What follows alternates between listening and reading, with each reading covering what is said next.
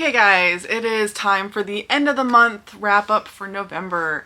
This was what I read the last 2 weeks of the month, and hopefully if I'm on my ball, I can have this up for tomorrow. We're gonna start at the top and work our way down.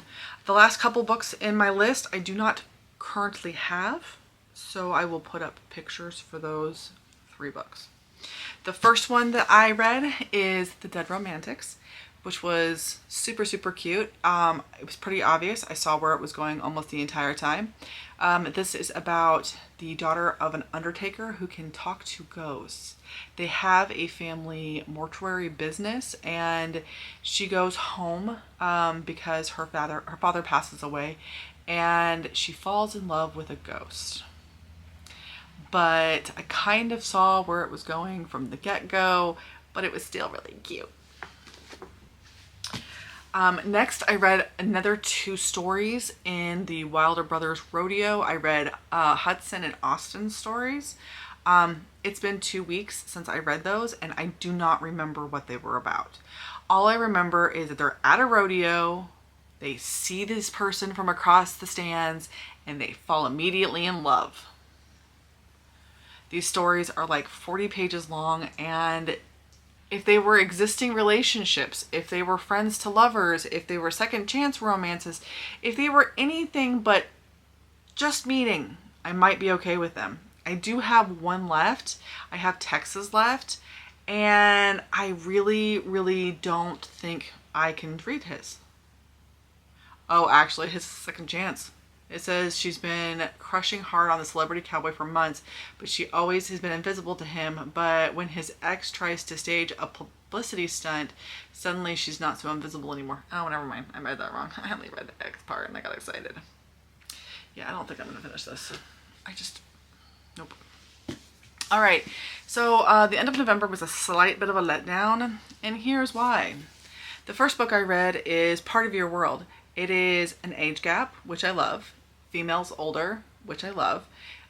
She is high-powered and she is wealthy. Great.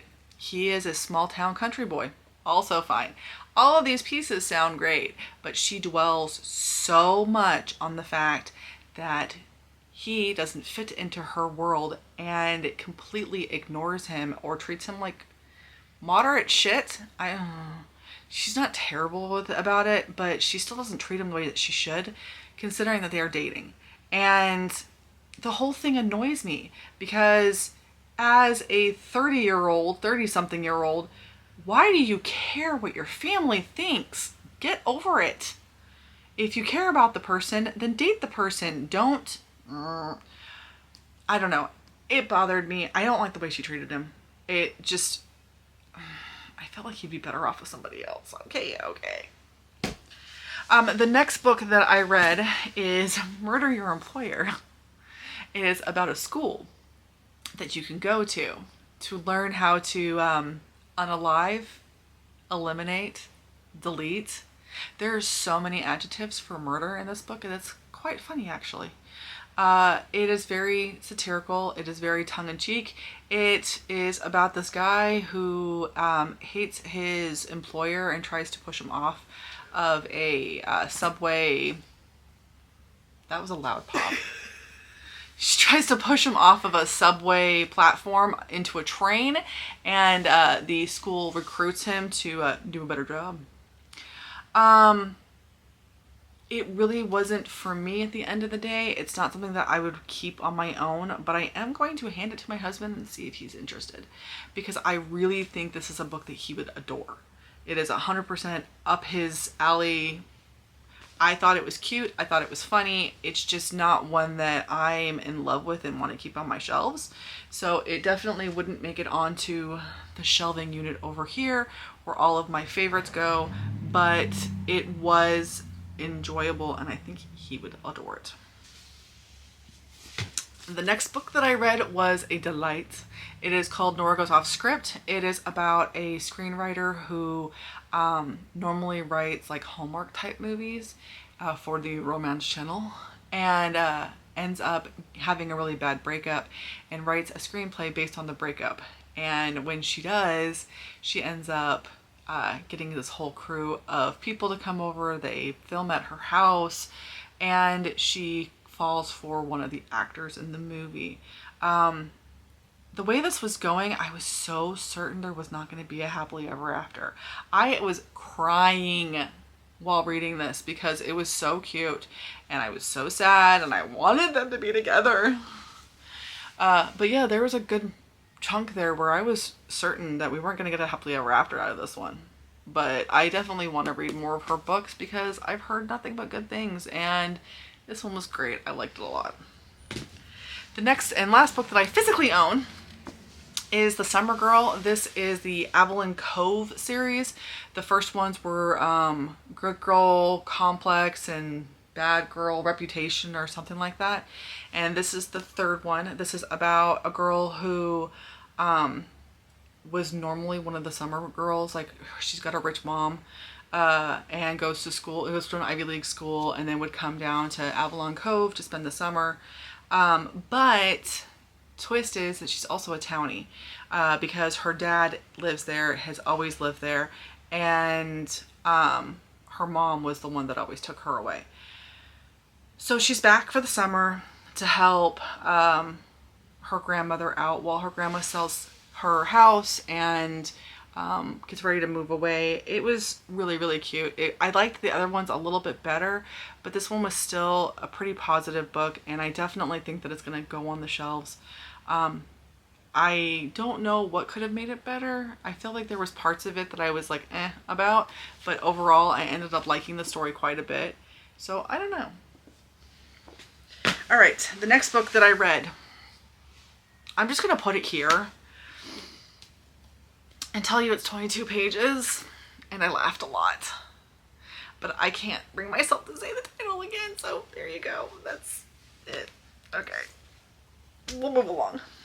The next one I read was Princess and the Fangirl. This is the second book to the Geekerella series by Ashley Boston again. I took this one out because I was in a little bit of a book slump and I didn't know what to go to next. This was available. It was short. I had already started it. So I went ahead and finished it. I see why I DNF'd it. It was cute though, and so I'm kind of glad I finished it, but it really didn't add anything. I just had the hiccups now. I just needed something that was going to get me through my workout, and this did what it was supposed to do. It got me through my workout. It was cute. I enjoyed it. There is one left. The first book, Geekerella, is like a Cinderella retelling. This one's a kind of a Prince and the Pauper retelling, and the next one's like a Beauty and the Beast retelling. And so I am a little bit interested in the Beauty and the Beast side of it, but I don't know for sure if that's what I'm going to, if I'm going to actually do that one, because I'm just about it. But it was cute. I liked it. It was fine. I'm not going to rebuy it. I had it at one point in time, and then I DNF'd it and got rid of it, and I won't rebuy it. I'll just keep Geekerella because that one was super cute. And then the last one I read was this one, and it makes me so sad. I didn't like it that much. Okay, so one of my massive icks when it comes to romance novels is the miscommunication trope. The miscommunication trope makes me so mad. And this one is very much a miscommunication trope. It's by the same author, Ashley Herring Blake, who wrote the Delilah Green series, and I loved the Delilah Green series. This one, however, was a massive miss for me because it's a second chance romance where these two girls, one is left at the altar and the other one runs off, but the one that runs off doesn't tell the one that's waiting at the altar what's going on. And I understand to a certain extent why there was a miscommunication. I understand why she didn't feel like she could talk to her significant other, but you've known each other for years. You've been best friends. You were, you know, they turned the best friends to lovers. You guys have been known each other since you're 12 years old. How come you can't have a serious conversation with your significant other? And I feel like this one just annoyed me more than anything else, and that makes me sad because I really, really enjoyed Delilah Green. I still think that Ashley Herring Blake will be an auto buy for me, but I hadn't bought this one yet, and I don't think I will. But you know, it was It was fine. This did put me into a little bit of a book slump, but I really didn't listen to anything for almost a week. So my, there's a decent gap in there where I'm just like, eh. Anyways, I think there's a possibility I probably would have read more if it hadn't been for the last couple of books being kind of misses. But you know, we'll see how December goes. So far, December's going pretty well. I will be back in a couple of weeks with the first half of December if my December reading continues as it is. I've already got like 4 books down for the month, and we're only like 5 days into it. So yeah, I'll probably see you in about a week or 2. And until then, I will talk to you later. Bye.